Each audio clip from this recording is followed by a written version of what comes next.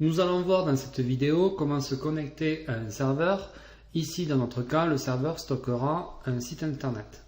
Je commence donc par ajouter un ordinateur fixe qui simulera mon serveur et je commence à le configurer. Je vais l'appeler serveur YouTube par exemple, .fr, et lui associer une adresse IP, peu importe, 192.168.22.67. Je vais tout de même copier cette adresse IP dans le nom de façon à m'y retrouver plus facilement pour la suite. Et je vais connecter mon serveur au routeur. Effectivement, il n'y a plus de connecteur disponible. Je commence donc par rajouter dans l'onglet général de mon routeur une connexion supplémentaire. Et je vais lui attribuer de façon à ce que mon routeur soit également sur le réseau local de mon serveur une adresse appartenant à ce réseau, à savoir 192.168.22. quelque chose. Je vais rester dans la logique de mes connexions précédentes, c'est-à-dire utiliser la dernière adresse IP 254. Je peux maintenant connecter mon serveur au routeur et indiquer dans mon serveur sa passerelle, c'est-à-dire l'adresse IP du routeur 192.168.22.254.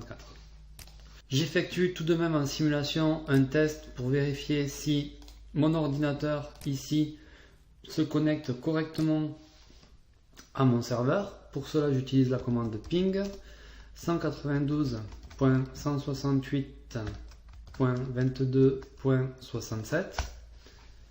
Les paquets ont l'air d'être envoyés. 0 paquet perdu. Ma connexion est bien correcte. Je reste en simulation et je vais installer sur mon serveur YouTube justement un serveur web que je rajoute, appliquer les modifications et je démarre le service du serveur web. Je ferme, je reviens sur mon premier ordinateur, je ferme la possibilité d'écrire en ligne de commande et je vais lui installer un navigateur web.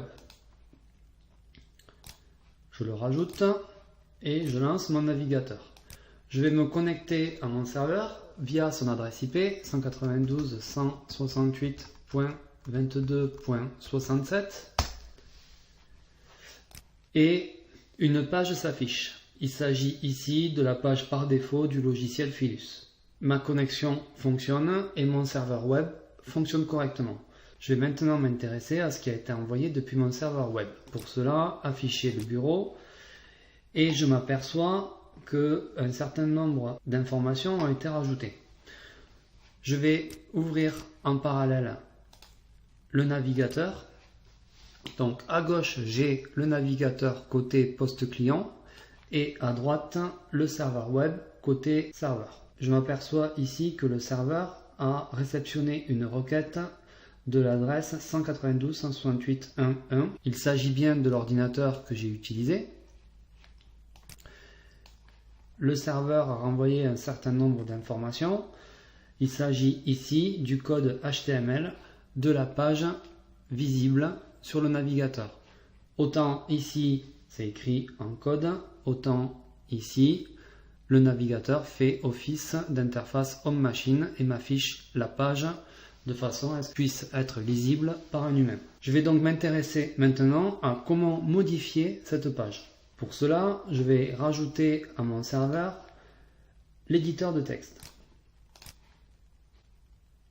Je lance l'éditeur de texte, fichier ouvrir et je vais ouvrir le fichier contenant le code HTML. Il se trouve dans Web Server Index. Alors, attention, il faut cliquer 2 fois de façon à ce qu'il puisse apparaître ici et ouvrir. Je vais par exemple modifier page d'accueil et marquer ici YouTube. Fichier, enregistré. Et je relance côté poste client ma requête pour afficher ma nouvelle page. Donc afficher. Et j'ai bien ici en haut dans l'onglet le mot YouTube qui apparaît. Je vais en faire de même pour le titre de la page, c'est-à-dire Philus Server Web. Je vais écrire youtube.fr,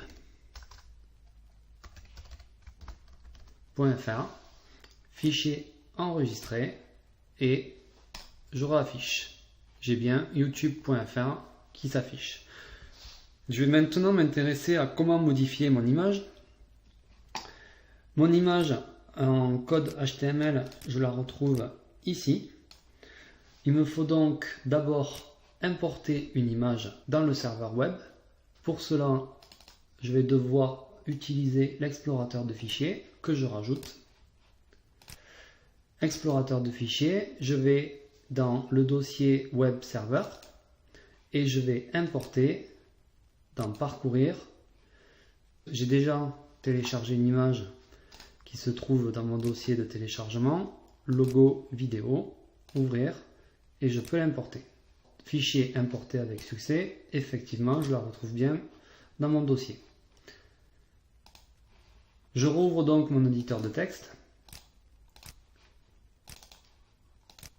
Le fichier index, ouvrir, et je viens modifier mon image. Donc je ne souhaite plus afficher cette image là, mais mon image que je viens d'importer, à savoir logo-vidéo. Je vérifie bien l'écriture de mon fichier, logo-vidéo.png. Très bien, fichier enregistré, et côté client, je demande à réafficher la page, et il faut attendre un petit moment. Effectivement, j'ai ma nouvelle image qui apparaît.